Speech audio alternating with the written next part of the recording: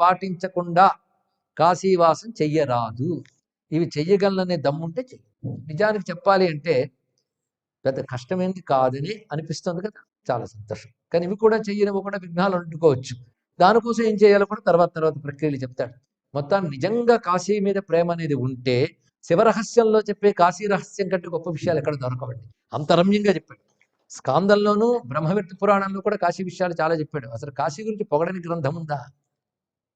కానీ ఇందులో విశేషించి రహస్యాలే చెప్తున్నాడు. అన్నీ కూడా మనం చూడలేని కాశీ, మనం చూడవలసిన కాశీ. ఈ చెప్పడంలో విశేషం ఒకటి ఉంది. ఎవరో వచ్చి దాడి చేస్తే ధ్వంసం అయిపోయింది ఆలయం. మరి ఇంతమంది రక్షకులు ఉన్నారుగా, ఎందుకు ధ్వంసం చేయగలిగారు?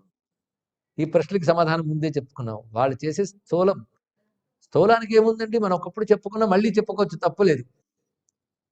ఎలక్ట్రికల్ హోల్డర్స్ ఉంటాయి, బల్బు తెచ్చి పెట్టాం, ఒకడు వచ్చి బల్బు పగలు కొట్టాడు, మళ్ళీ తెచ్చి బల్బు పెట్టుకుంటాం అంతే. కానీ అక్కడ విద్యుత్ శక్తిని తీయలేరు, తెలుసుకోండి ఇక్కడ. కనుక కేంద్రము నక్షత్రం. అందుకే ఒకప్పుడు సద్గురు శివానందమూర్తి గారి వద్దకు వెళ్ళి మాట్లాడుతున్న మాట అన్నారు, ఎన్ని మార్లు కాశీని చూశానయ్యా. మరి అక్కడ ఇన్ని అంటారు కానీ ఎక్కడ చూస్తే అక్కడ చిన్న చిన్న ఇరుకిరుకు దుకాణాలు, అంటే అక్కడ కూడా శివుడు ఉన్నాడయ్యా, శివలింగాలు ఉన్నాయన్నారు. మరి ఇవన్నీ ఉంటాయి కదండి, అవి చూసిన అనుభూతి రాదు కదా. అంటే క్షేత్రం అంటే సూపర్ స్ట్రక్చర్ కాదన్నారు. గొప్ప రహస్యమైన మాట అండి. కట్టడాలా క్షేత్రం అంటే? నువ్వు ఎన్ని కట్టుకో ఉంటుంది అక్కడ. అయితే తెలుసుకోవాల్సింది, ప్రవహిస్తున్న విద్యుత్ తీగ మీద ఎన్ని పడేసినా లోపల విద్యుత్ ప్రసరిస్తూనే ఉంటుంది. అదే ఆ క్షేత్రం యొక్క ప్రశస్తి, దివ్యం. అయితే సామాన్యులు తెలుసుకోలేరు. సాధకులు గురువాక్యాల మీద విశ్వాసంతో సాధన చేస్తే తప్పకుండా విద్యుత్ శక్తి గుండెకు తాకుతుంది, శివానుభూతి వల్ల ప్రతిష్ఠితమవుతుంది. తెలుసుకోండి కదా. అంతేకాదు, కాశీ గురించి ఎక్కడ చెప్పుకున్నా విన్నా నేను సంతోషిస్తానంటున్నాడు విశ్వనాథుడు. కానీ కాశీ విశ్వనాథుడికి ఇష్టమైన పని చేస్తున్నాం కనుక కాశీదేవతలంతర అనుగ్రహం అనుకుంటుంది. ఎలా విన్నంతసేపు కాశీ కాశీ కాశీ ఎన్ని మార్లు విన్నాము.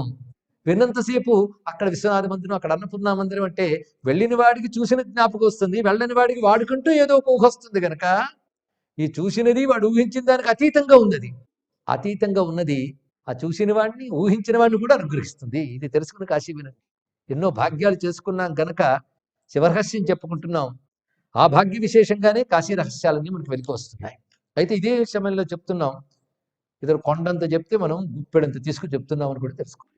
లేదు చాలా చెప్పేసారు కదా, చాలా వినేసాము కదా అని ఎక్కడ ఫీల్ అయిపోతామేమోనని ఉన్న విషయం కూడా చెప్పడం జరుగుతుంది. సారమే గ్రహించి చెప్తున్నాం.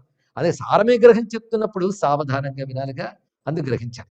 ఇది మోహాత్ ప్రమాదద్వా కరోతి సపతత్యధ. ఇంకొక గట్టి మాట చెప్తున్నాడు చూడండి, మదుక్త కర్మహీనైస్తూ కాశ్యాన్నస్థేయమేవహి. నేను చెప్పిన పై కర్మలు ఏవైతే ఉన్నాయో అవి చెయ్యని వాడు కాశీలో ఉండరాదు. కాశ్యాం ప్రతిగ్రహో నైవ కర్తవ్య సర్వదా జనైః.